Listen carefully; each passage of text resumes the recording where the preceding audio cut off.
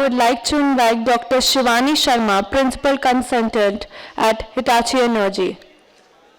I request everyone to please continue with their applauses. Thank you so much. Next up we have Ms. Ritu Lal, Senior Vice President at Amplus Solar.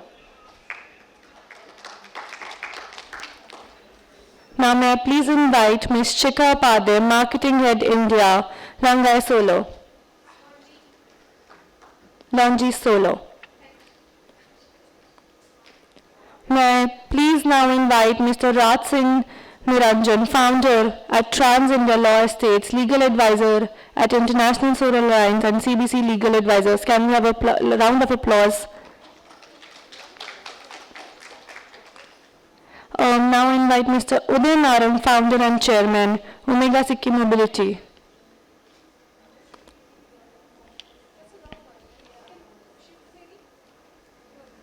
May I invite our next speaker, Mr. Urvish Dev, Co-Founder at Huron Energy. Can we have a huge round of applause? Last but not the least, we have Mr. Satya Prakash Chaube, Director, Demand Development and Enterprise, Smart Power India. Thank you so much, all of you, for coming here. So, as I said, the session will be moderated by Dr. Rashi Gupta and Tomas. So, over to you. Thank you.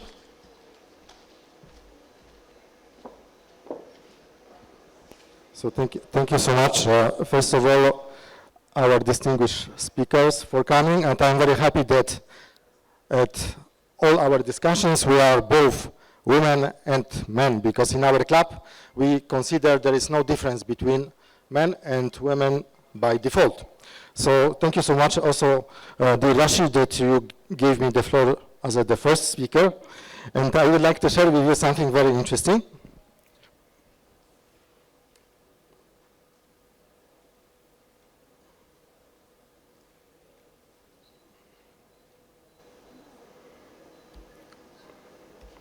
Like a great start for today's session.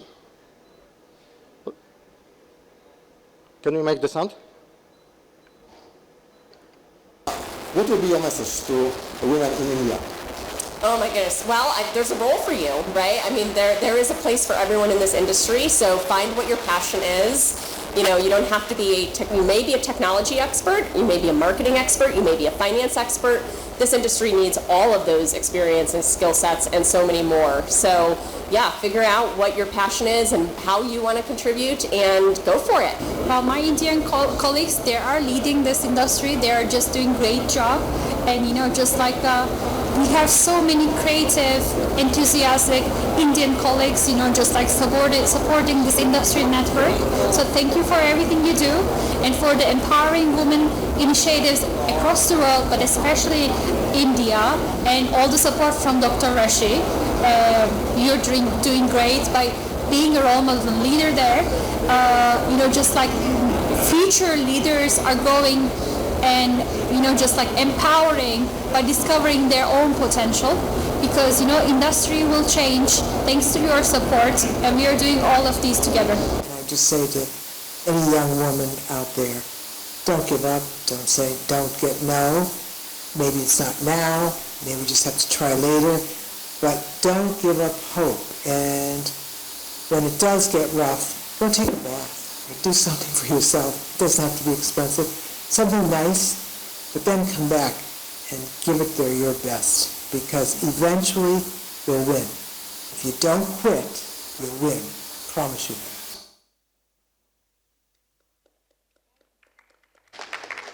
So it was just message from our colleagues from the United States. So first was Julia Ham, the president of SIPA, the organization that unites all the utilities, the biggest companies in the United States. Second was our friend Sime Yakar from Turkey, very active in Turkey in the empowering women organizations. And third one was CleanTech Mama, yes. So the only woman in the United States that owns a wind farm on private, yes. So with this, you know, like motivational speeches, let's start our discussion. So I give a floor to Dr. Rashi. This is our second event in India, and I hope that this is one of the next ones. Thank you, Thomas. A very warm welcome to one and all present here, on the dais, off the dais. Everyone is equally important out here. Now, we've been talking of women empowering the clean tech decade. Why do we need a gender representation, a gender balance? Is because there is an energy transition that's happening. Now, what do all we mean by energy? Energy is beyond electricity. We all see energy, we all relate to energy, just we have been used to understanding energy in the form of electricity, but it is beyond that. I am energy, you are energy, everybody in this room has energy. And we need to understand our energies, we need to discover our energies. And once we realize what amount of energy we are, that's when we will transform the entire world. So now is the time to discover each one of ourselves, transform this world to a better energy, to a peaceful energy, to a happy energy, which is missing in the current scenario. And why is it missing? Because we have focused on the wrong part of the energies. And now is the time to transition, to transient into a new form of energy. And why women are required? I mean, we all know the qualities that women can bring on the table, but we need more subtleness, we need more happiness, and we need more positivity. And why it is clean tech? Because we have to clean our energies. We have to clean our energies in every aspect. Not just in electricity by using renewable energies, not in, in the auto sector by having just EVs, but also clean our energies in this clean tech decade. We have to think right, we have to think equal, we have to think positive, and that is when this challenge will be accomplished, that energy is transformed. So we all today here, whoever have gathered, it does not matter, the number does not matter at all. What matters is what we take away today from here.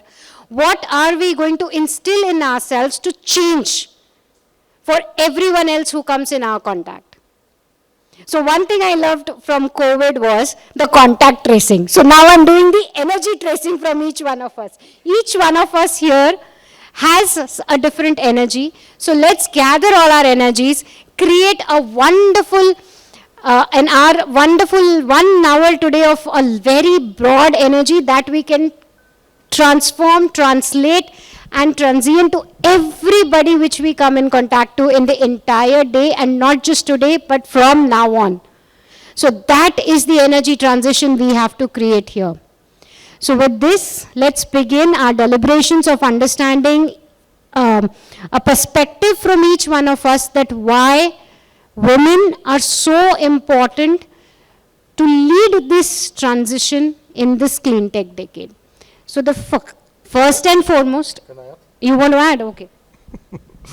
I would add. One more mic, please. There's this. I would add because Rashi was saying that the women should lead the clean tech decade. Yes, women should lead the clean I tech. should add together with men. Okay, you add together with men. I don't mind taking you along with me on the clean tech journey. Okay, so we begin with Raj because Raj really talks about right to energy. So Raj, what do you really think that right to energy is, and how we can have a gender balance, gender equality, and a good participation from women around in the industry? See, Dr. Rashi, I am very inspired by you. In fact, you are one of my role models. But then before that, we want to, there's one question from my side. Why are we all working in energy sector? क्यों काम कर रहे हैं इस sector में? What is the necessity of working in this sector? Why is government of India investing so much of money and energy? Why is state governments investing so much in this sector? Why is, United Nations concerned? We have so many international agencies. I am legal advisor to International Solar Alliance. There are several other legal agencies working in energy sector. Why are we doing so much effort in energy sector? What is the challenge which we are solving actually? So remember, there are 2-3 facts which I am saying very briefly, if I have 2 minutes. 1.2 billion people across the world do not have access to electricity. We are all blessed. We are sitting here in AC room and talking to each other. With the mic. Yeah. All right, and maybe it is broadcast across the world. 3.2 billion people across the world do not have access to clean fuel to cook food. So mothers cook food using cow dung cake wood. And when they cook food for us, they inhale all the poisonous gases. And they don't inhale the poisonous gases alone. The child, the girl sitting from 1 day to 10 years also inhales all the poisonous gases. So World Bank says that 5 million people every year die because of this problem. In COVID, in last 2 years, that many people have not died, remember. But every year, because of the energy situation, this will happen. Third, if in India the per capita power consumption is 500 units to 1500 units per person per annum, depending on which state we are living, then in North America and Europe, the per capita power consumption is 15,000 to 30,000 per person per annum. You see this gap. This gap is called energy poverty. All right. But then, and we started finding solution, and we had a discussion with Thomas also and with Dr. Rashi also. And we started, let us be part of solution, not the part of problem. It is very easy to blame somebody else actually. Let us take responsibility, let us own responsibility. And women have taken that responsibility, throughout ages. So we said, let us do something and be part of the solution. One of the solutions which we found out is that right to energy should become fundamental right in all the constitutions of the world, and it should also be included in the Universal Declaration of as a human right. So our call for action for everyone is that the discussion in the parliament, discussion in public policy bodies, discussion in conferences should start about making right to energy mainstream. All right, so maybe this is my, opening remarks. Back to you, Dr. Rashi. Yeah. Wow, thanks. That was fantastic. So, Ritu, you have been in the forefront with the solar and EPCs and, getting into the route, but we still do not see a lot of young girls, women taking up these challenging roles. What do you think needs to be changed or aligned in terms to get more women representation at all levels in the ecosystem? Of course, having said that, just as a preamble, the gender imbalance at the workplace is not only a problem of, okay, it's not only a problem related to the energy sector or the solar sector. It's a little more pronounced in energy. I think even historically going back, the common forms of energy that we use, electricity or fuels, drilling, mining, all very male jobs. Yep. Okay. Then there's a lot of engineering, right, related roles. A lot of jobs have their roots in engineering. Again, a sector where the gender ratio is not very favorable to women for various reasons. India, ironically, STEM qualification, about 32% is women.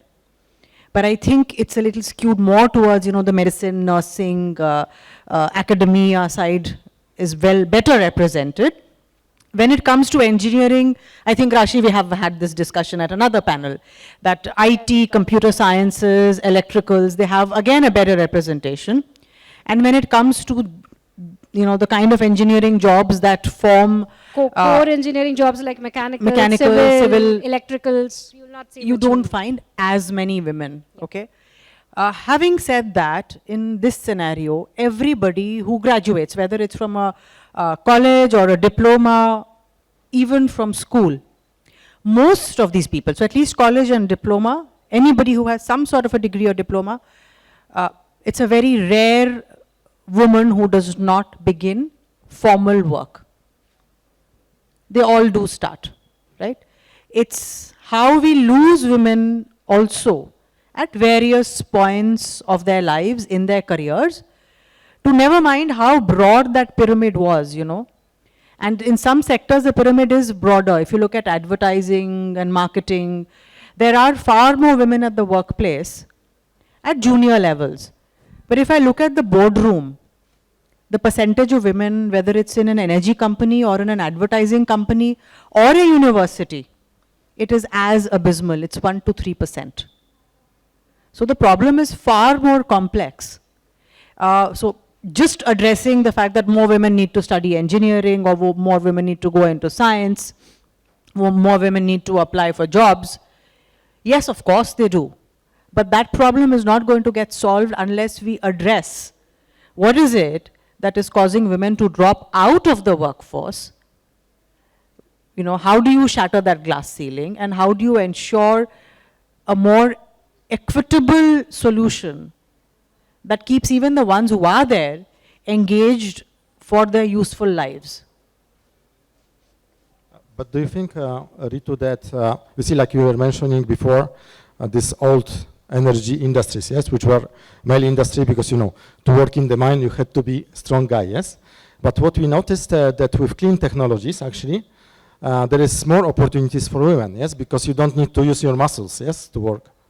And do you agree with this? And absolutely. And in my organization, you know, it's very easy because I have more of what I would call an administrative job, right? But we hire a lot of young engineers and non-engineers in the field. And a lot of solar projects are constructed in extreme rural areas. Because, you know, you would go to where there is accessibility, but where land is cheap. And where land is cheapest is where it is furthest away from civilization. We have women deployed there. You know, obviously it is our requirement, ours, the administration, everybody's requirement to make the workplace suitable and safe for everyone, including women. Never mind what it costs us. So we do that, we make it happen. We have women there who do structural design, who are working in electricals and many other fields. Of course, the percentage again is low, but we ensuring that we do that. It's not just, you know, let's get them in HR and marketing and other such jobs where you're not going to have to be out in the field. Instead of saying women should not go out at night, and this is something we hear all the time in countries like India. You know, it's not safe to be out alone at night, so stay home. It's like, no, I don't have to stay home. You have to ensure that the streets are safe for me. You're identifying the wrong problem and giving me the wrong solution. You know, I'll add on to what you said, Ritu. I was just coming yesterday to Delhi, and on flight, I met one of a very senior female, like she's a senior like us, you know, many years in the industry. And the funny thing was, to go back, she asked us who would be flying back on 29th, okay? I'm just giving you this example, I will not name the person. And she felt so insecure to travel alone from Noida to Delhi airport. She felt so insecure. She said, she was okay to take a 2 a.m. flight just because other group of people are going, you know, on the same route. She's okay to take a 2 a.m. flight, miss the whole night, but she will not stay back in Noida alone and go travel to Delhi. So when you talk of safety, I mean, such a senior person who travels the globe for exhibitions but does not feel safe between Noida and Delhi is a question mark to all of us, that what safety are we creating for our women out here? So I agree completely with what Ritu has said. We have to make our streets, our habitats much more safer for everybody. Let it be women or men. A victim could be anybody on street for multiple reasons. The solutions that you have need to address the real problem. You know, if a car seat belt is faulty, yes, of course, for the time being, drive slow. Yeah, but driving slow is not the solution to faulty seat belts. You need to fix those seat belts. So if the streets are not safe for women at night, the right solution is not women should not be out at night, the streets should be made safer. So it's the right solution that we need to identify. Okay, I'll come to Uday on this now. We've met very briefly once before, but something when on your speech, something that attracted me was that you said women have to participate more. And EV is a new upcoming industry. And I still do not, like renewable energies have been here for a while. EV is the new upcoming buzzword. Do you still feel that the representation of women, even in that sector, because it's another core STEM sector, is still less? And what do you think can be a good contributor to bring more women onboarding to EVs? Because a funny thing that I have noticed is, can you get Himani ji, please? She's already there, she called me.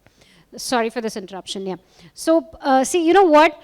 The EV scooter, the two-wheeler, the low-end ones, are always bought for women as a second or as a second vehicle at home. So, you know, women are the biggest beneficiaries as of now for the EVs, but how do you bring them more onto participation on behind the scenes in the manufacturing, in the design, and in the contribution to actually the sector? Thank you. One on. Hello, hello, yeah. Thank you very much. You know, it's a great, great event, and I think, you know, see, I've been listening to everybody, and you know, I'm really bold. You know, I just say what's on my mind always. I don't think we need to discuss, you know, about. I think we live in a world where women are equal. There is no shadow of a doubt, right? And I think, you know, this safety issue, you know, all of these conversations in production, mining, manufacturing. You know, I think. You know, I'll just tell you what I'm doing. I've made a commitment, and, you know, we run significant, you know, we are one of the largest steel processors in this country. You know, we've got about 14 factories. I have committed by 2035, half 50% of my staff have to be women, okay? It has to be. This is not just something that, you know, I think people are fools. Women work. I was an analyst at Wall Street, right? Women work more efficiently than men. I'm a businessman, and whatever gives me more efficiency, I take them. I think half this country's has lost the plot, because I have watched women working in my organization. We've got women working in our factories, right? We are very significant players also now in the auto space. I'll come back to the EV part. And the women that run the machines, they produce, and you know, I was an analyst at Wall Street, so this is all I do is watch numbers, data. Data usually never lies unless you fudge them, it's all right, but the data is what is everything. I see a productivity of a woman on a machine, on those 8 to 10 hours, much, much more than any guy. The guys are all here and there chit-chatting, because that woman knows that when she has those 8 to 10 hours, she's got to go home. And in our culture, I mean, you know, I've spent enough time between US, Europe, you know, pretty much all over the world in Asia, that the woman has to go and do other jobs, right? And I think the women are more responsible. Now, coming back to the EV industry, I am seeing young men and women, both, but women specifically, coming out with new ideas. Guys, this is not the India of 10 years ago. And I'll be honest, sorry mate, no disrespect to you. Europe is a great place to go and hang out and visit. But the growth is here. It's in ASEAN. And I think we've got such, you know, I talk about a lot in my speeches on, you know, Nari Shakti. You know, it's not just a word. We have got such a large, diverse women force in this country. And I don't know about anybody else, whether they care or not. I am going to take advantage of all of these smart men and women. And in EV, we have got engineers, computer scientists, you know, technicians. We have got people working in all over our industry. And I think what I want to see, and that's why I said at these conferences, you know, and I'm like you, madam, I speak quite, you know, at many, many conferences. I want to see more women. I wanted them to be more bold. I want them to take this initiative because they are smarter than us. And I think the opportunity and the environment, this country is giving you an environment. And I think, you know, obviously there are, you know, one of the things you talk about of safety of women, we've got to teach our kids, whether you're young kids or your, you know, daughters and sons, to respect women. You know, we talk about, of Swachh Bharat. It's not Modi ji's job to clean this country. It is our job to clean this country. And what I want to say is, you know, we should not have women to be scared of traveling from Noida to Gurgaon or wherever. You know, I think that is wrong. And I think, where does that start? That starts at home, that we go back and teach our kids to respect women as equals. And I think, look, I'm not going to complain about, you know, this or that. I'm going to do this myself. And I think, I talk about, I'm into football, mate. I don't know, which team you support, but I'm an old football mate. And, in Liverpool, there's a sign that says you'll never walk alone. But for me, I walk alone. And in India, I spent 35, 40 years abroad. I'm here. I'm going to make a difference, even whether I make a unicorn or not. But I think if we leave women behind, and again, guys, I'm not trying to be a politician. I have no goals for that. But I think that there is a huge amount of opportunity where we've got the most powerful women in this country. And whether they come from a village, whether they come from Ranchi, Uttarakhand, I don't care. I think, and I'll tell you what just happened recently in, this incident. I think laws need to be made. You got to punish. I think, in the United States or Europe, you drink drive, you're going to lose your license. Anybody doesn't respect women needs to be punished. And there has to be laws for that. Thank you. Sorry, I'm a bit passionate about this, so, I just maybe used too much of my time.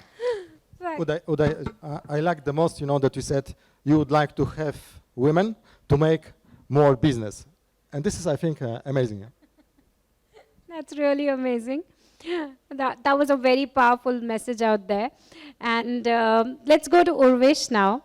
Urvish has been in the forefront of the solar industry on EPCs and what do you think, Urvish, is required to change the landscape for having more women on the board?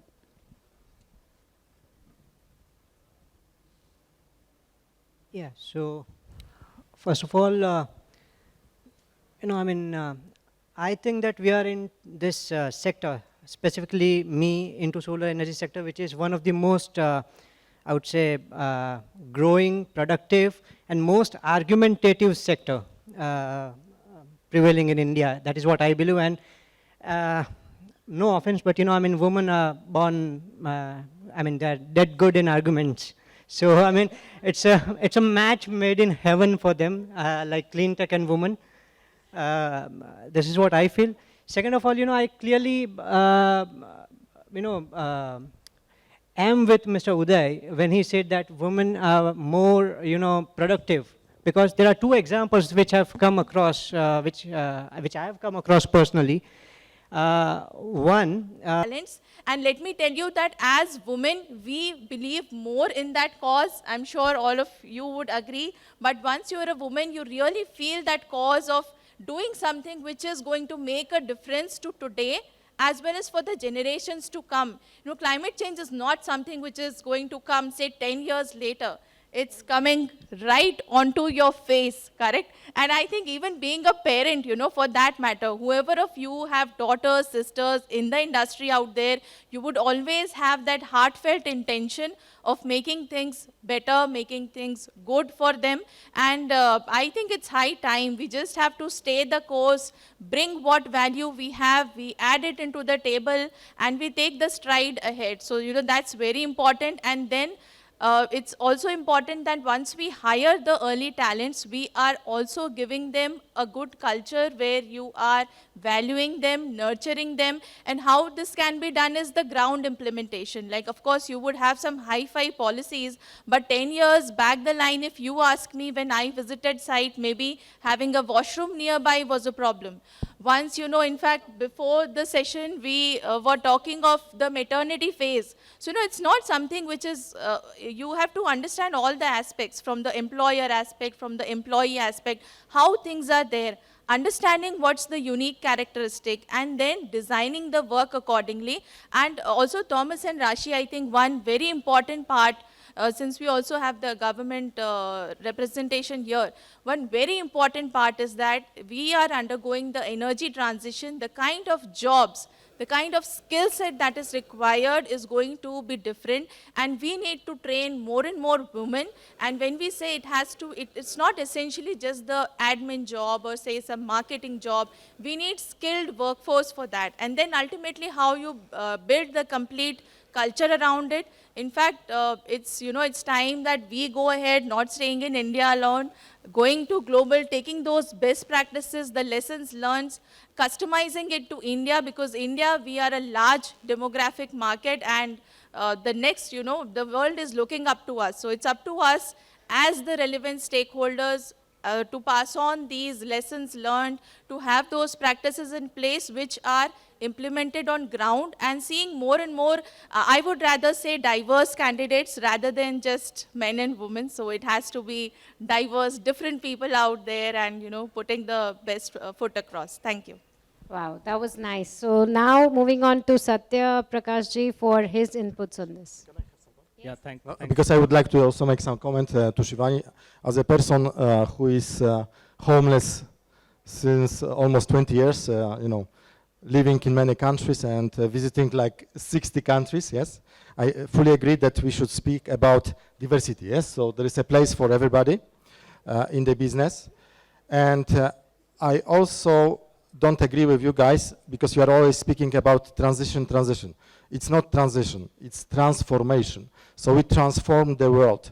And I loved actually your comment that we should think, and this is, I think it should be done with the ministry, what will be the jobs of the future. And what is amazing with India, that India will be, the mine of the new talents, yes, because India will have the most growing population, yes. So maybe it would be interesting actually to think about not transition from the old energy to the new, transformation to the new world with EVs, with artificial intelligence, self-driving cars, etc., and to think which jobs will be in the future, and we should promote these jobs towards women. Do you agree? This is India's decade, and it is India who has to put the change on the global map. And if India is not going to do it now, it's a doomsday. So everybody sitting here, and in this entire conference and exhibition, it is our responsibility. And we are the torchbearers of this transformation. We are the torchbearers of the change. We are going to transform this world. So now, to you. Together, of course, because together we are stronger. Stronger together. Yeah, so Thomas, I'll just add a very quick small point to this, okay? While even Uday was mentioning that, women do go home and then they have their own tasks to do and all. It's a very, very important message to all my female colleagues, my friends over here, that please do not feel the pressure. I've seen with many younger generations, if you take yourself as representation of the complete community and how you behave and do things and so on, do not take that pressure. We have our own inherent qualities which are going to help us. So if after going home you are doing the second shift, it's absolutely fine. You have to build your support system. If you have multiple tasks, you are also multitasking, correct? That's the time management, multitasking. There are many beautiful qualities, and somebody mentioned arguments also. So there's also, they are better. But again, since we are on this forum, I have to tell my fellow friend that the usage of language again is very important. So, I would really feel delighted if he said that we are better in negotiating, we are better at convincing. That's just on a lighter note, not just on a lighter note. Correct? So that's there. We have those skills, and then we should be delighted about it and take it ahead. Yeah, thank you. That was just on a lighter note. Cool. Yeah, thanks. Let's hear it from Satya Prakash. Yeah, thanks, Rashi.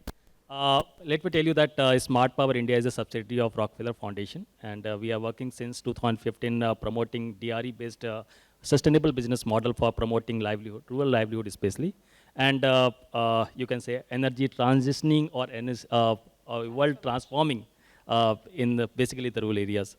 So till now we have got somewhere around 600 mini grids in UP, Bihar, Jharkhand and Nagaland, promoted by 13 different ESCO partners. And since last 6 months, we are also into the rooftop solar space, where we are exploring that how the rooftop solar can actually support the MSME sectors, which the MNR is also focusing on. And we are trying to experience that what changes it's actually bringing in the rural livelihoods. Coming to the topic of women empowerment, I think that this is the right platform where I can share that the kind of experience or the observation we had in terms of the women empowerment related with the clean energy. So when we talk about the women empowerment, I think that in SPI we used to define with the two different indicators. The first is that the sense of ownership, and the second is that of how good you are in actually getting the decision-making power within the family or within the society.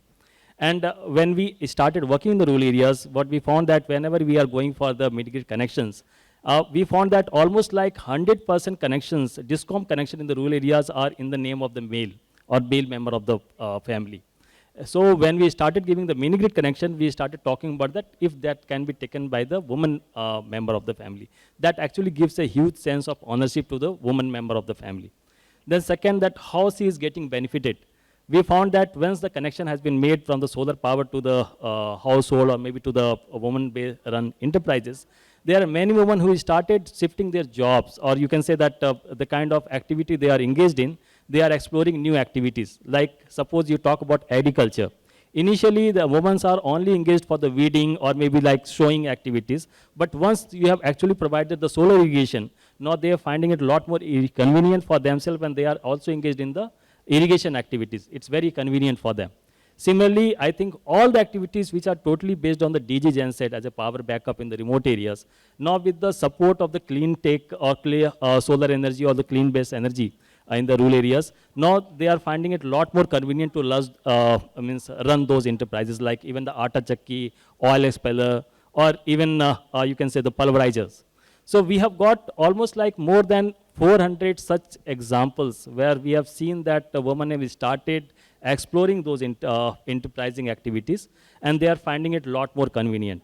In terms of security and safety, when we have actually supported almost like 80 villages with the solar lights and solar street lights, we found that almost like, and started doing the impact survey, we found that mostly the women are in the rural villages who are actually saying that they are usually impacted with that. They are getting a huge sense of security and convenience once the solar lights are there in the rural villages. They are not only talking about themselves, they are talking about the old age person who are there in the family, they are talking about their children who are feeling a lot more convenient in the outside, playing outside and all.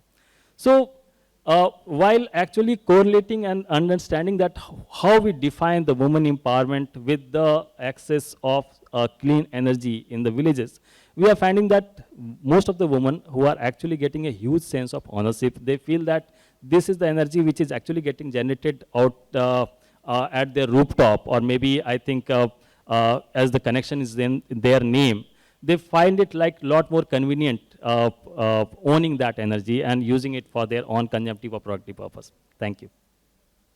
Wow, that's nice. Moving on to Shikha. You have been into various industries. So, like you were you have been into this exhibition, right, on as an organizer some time back on this part, 6 years back. Then you moved on to the, renewable energies, and then now you are with international companies working on the renewable energy sector. So how do you think your transition has been, and does it give you a different edge over others? And how has your journey been from the different sectors, and how do you summarize as a role of a woman out there?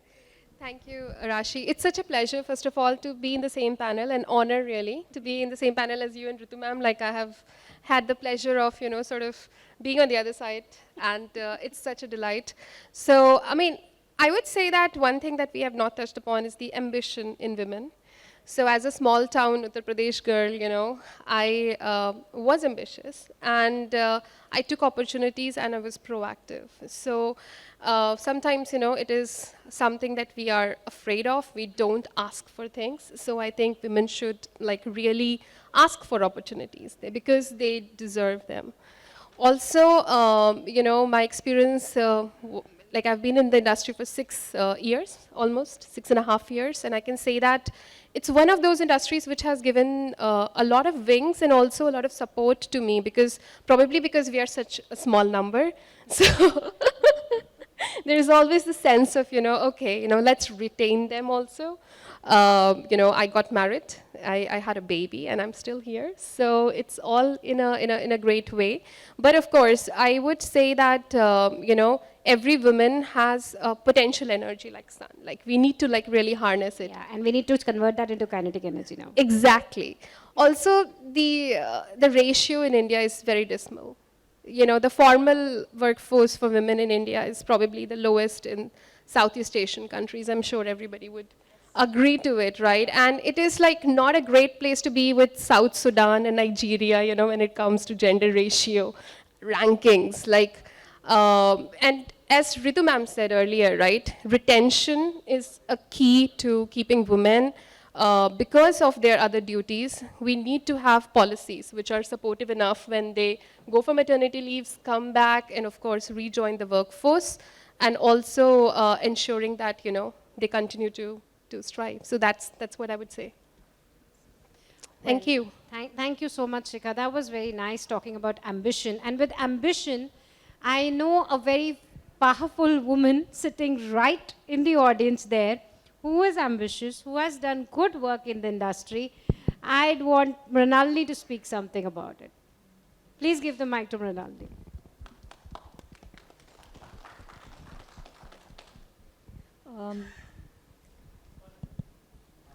Thank you, everyone. Thanks, Rashi, and it's great to see you all here.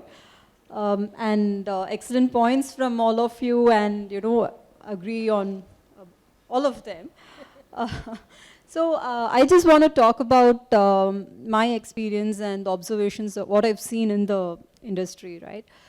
So when you look at women in solar or in clean tech specifically, we look at which segment are we talking about. So in general, if you see, you have the top layer, the top management, and then you have the middle management, more of back office work, all of that. And like how Ms. Thomas in the beginning had the video where one of the women was saying, it doesn't, clean energy employment doesn't necessarily mean in the technical side. It could be marketing, admin, finance, etc. And then you have the field work, and then you have, as a manufacturing industry, we're looking at people on the production floor. Now, if you take the first few layers, when you talk about the top management, the middle, anything to do with the back office work, that is something that is very easily addressable, right? In my view, what I see is that those have problem statements which can be resolved with a lot of support from, both from the industry, breaking the glass ceiling, all of that can happen.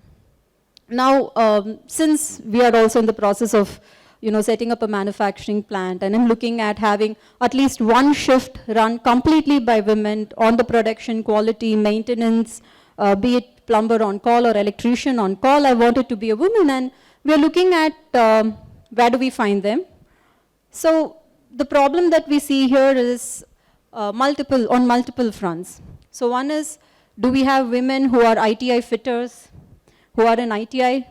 We don't see any. Even I don't know how many ITI courses have women. No. So one. Second is, okay, so I take a BE graduate or a diploma graduate woman, put her on the production floor. Is she willing? What is her mindset? Is she willing to be there? Okay, yeah, mostly yes, with the right motivation, right talks, yes. Third would be, what about her family? What about her support system? Could be a young woman who's in her early 20s, yet to be married, but still, the society, the way we are governed majorly by our families, by head of the households, and would that family, the support system, be ready to allow the woman, the girl, to come on a, let's say first shift might be okay. Will they be okay to allow in the second or the third shift? Then fourth comes what we have all been talking about, the safety and the security, which as a country, as each and every individual, as a parent, as a sibling, should instill in, people that we influence. So when we look at this problem, it is something that we need to do, as a whole. One is from the government side, giving the right infrastructure and security. Second is change management in the candidates, in the women themselves, and change management from the family. How do you address that? So that is where I see as a major problem, and how do we change the mindset of the people who actually, influence this person to be employed. So Wow, thank you, Mrinalini, for summing it up and, bringing all the 4 agendas and the 4 problem areas to highlight. That's very nice. Yeah, you can add, but let first Ritu add. Yeah.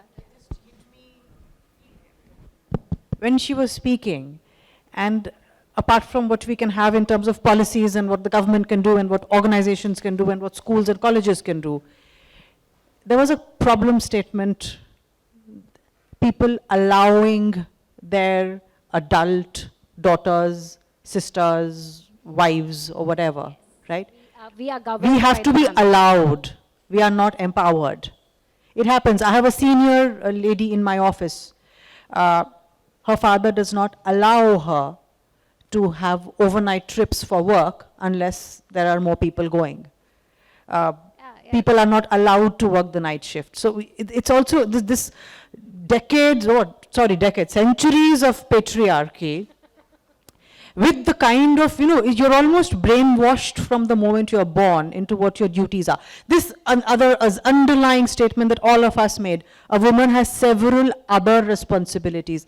I'm sure a lot of the men sitting here also have other responsibilities, right? But this whole assumption that the domestic responsibility, of course childbearing is going to be a female's responsibility until we see some miraculous changes in the future. But this whole assumption of what a woman's work is, where she fits into society. And I think you made a very great point, Shikha. You don't need to be a trailblazer or an example for others. Do what works for yourself, right? I think we need to be more empowered, and the greatest achievement would be if we stopped having the need for such forums in the future. Right? We don't have a forum for men who wear ties or, men who have blonde hair versus 6 feet tall or not. So, there are only where there is discrimination, you still have racism exists, so you have discussions around racism. Gender discrepancy exists, so you have these discussions. I hate to be a part of a panel simply to break it from being a manel. And if I ever find that that's the reason I've been invited, it is really, it hurts at many levels. So with that, I think I want to end what I'm saying. I'd just like to add one thing. Well, they're saying something now. We talk about, and I'm a big Martin Luther King man. I've studied him very clearly. I have a dream, and the dream that I have is, we talk about, Prime Minister talks about a 10 trillion, somebody's talking about a 30 trillion economy. Let's make sure the dream is that 10 years from now, I would say 60% or 70% of women entrepreneurs are driving this country. And this discussion of a permission or safety never happens. And I want to be the minority. Hopefully I'm on a panel where it says men empowering the clean, and it's not the discussion of women. And I think India has an opportunity. Round of applause for this. We have an opportunity here in this country where we have, I believe India is where China was in 1999. We have a growth pattern. We don't want our young men and women to leave this country to go to Canada, United States, or Australia. They come here and build it. And I think we got to all work together. And if you as a woman want to be bold, I think as a brother, as a friend, as a father, I got to support it and say, go girl, you go get it. So I'm sorry, I think we've got to stop. And hopefully the dream is that apart from being a 10 trillion economy or a 30 trillion economy, we've got you women running this country. And I'm on panels where there's 20 women and I'm one guy. So I'm hoping that's the future. Thank you so much. He wants to be in minority. Awesome. So you wanted to say something. Can we please give him the mic?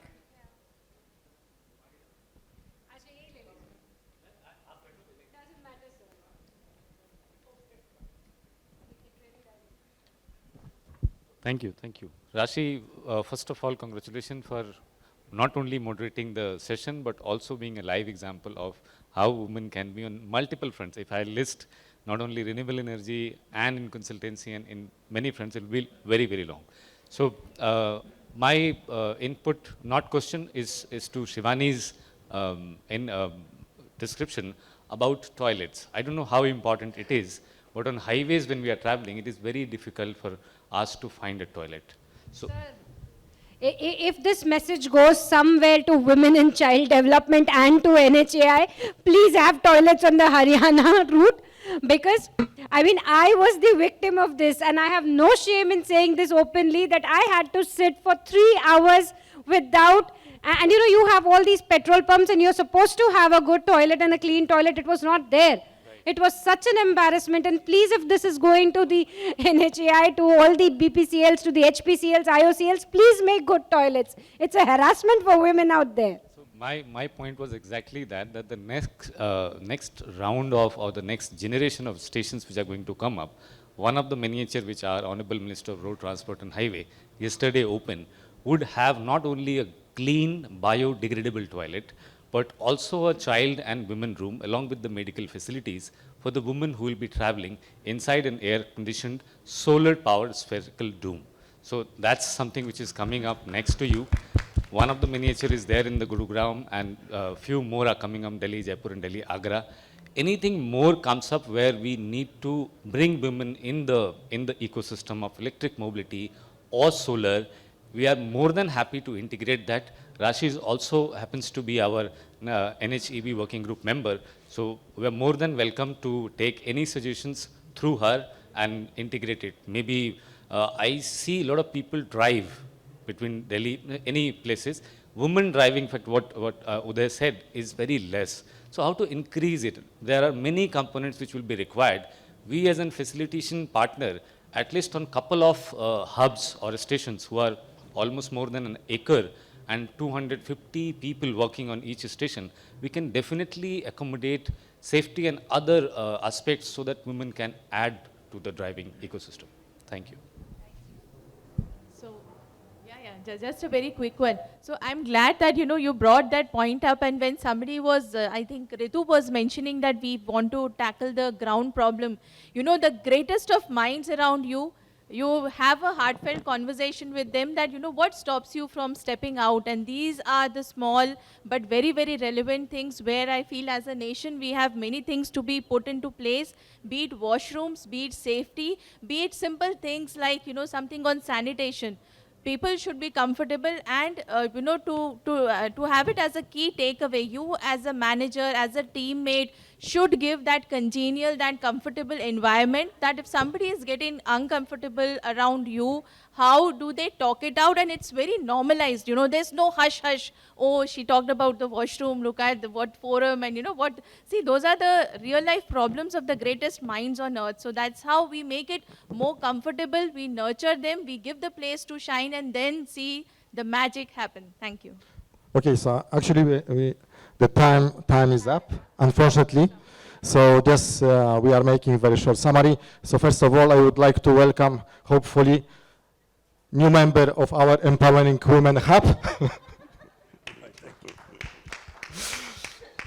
And I really liked this discussion, and what we would like, because discussion is great, but the best is action, yes? So from our side, from CleanTech Business Club, through Dr. Rashi, we'll provide contacts with women entrepreneurs around the world, as we do so far. I think we should start also cooperating with the government, with the ministry. So we'll be happy to also provide you colleagues from other countries who are working with the ministries. So maybe we can think amongst ministries about some programs. Yes, Rashi? Yes. And last but not least, I would like to thank to all the speakers. It was a really pleasure to have you together with us. And we'll make a photo, family photo at the end. And don't forget, world cannot exist without both women, but also men, because together we are stronger. So since together we are stronger, what we now have to do is, now as he said, we need to do some action.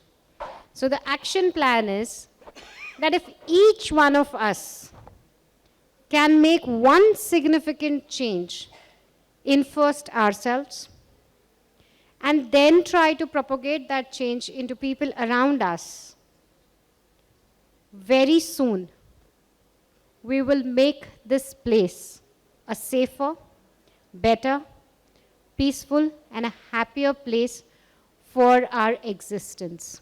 And with our existence, I include both men and women into this. So let's make a significant contribution towards changing and transforming this to a clean tech decade. Thank you so much, everyone, for being such a wonderful audience. My lovely panelists out here, thank you so much for everybody. Yeah, Dr. Rashi, just I want to add one You thing. want to add something? One just small thing, which is called break the bias. So how do we break the bias? Girls don't make good leaders. Girls are not good at maths. Women with children should be at home full time with children. If not, is damaging to children. But then if you see the research, it says that working women children are more likely to hold higher level jobs. So how is it possible that?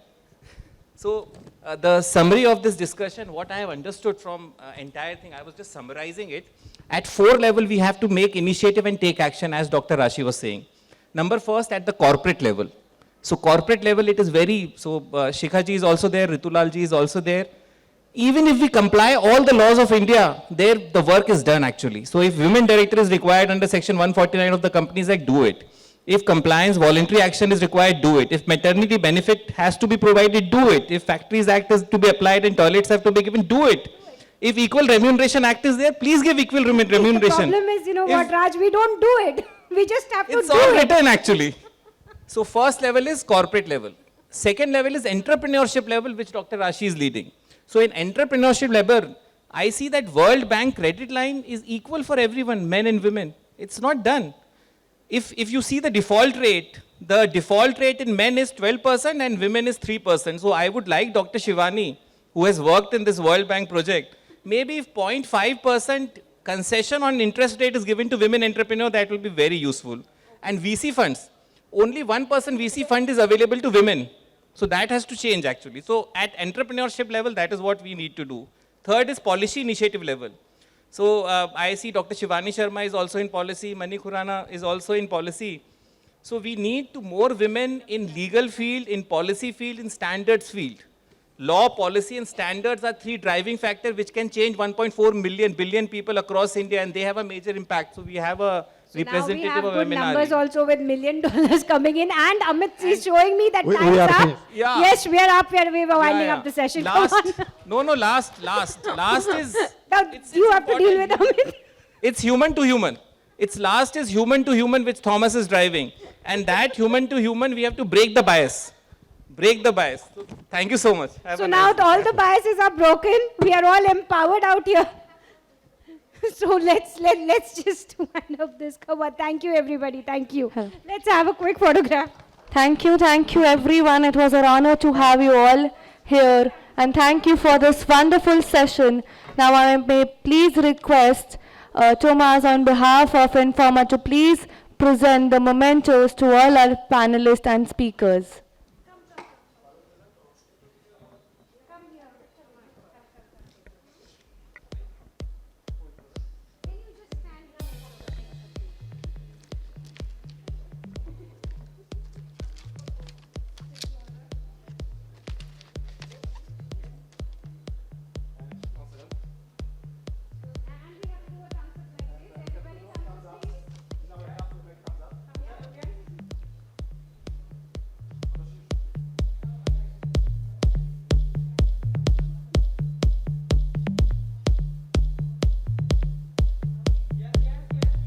Thank you so much. I request Thomas to please present the mementos to all our speakers.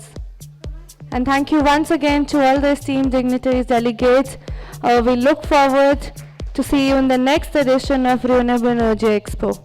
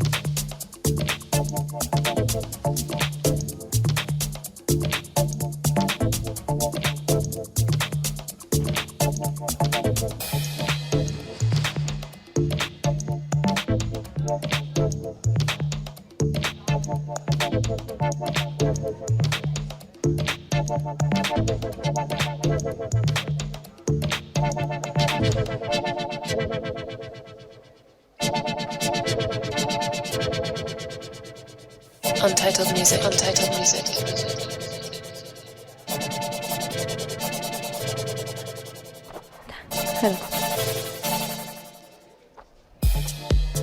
Thank you everyone. I request all the audience to please be seated because we will be starting with our next session.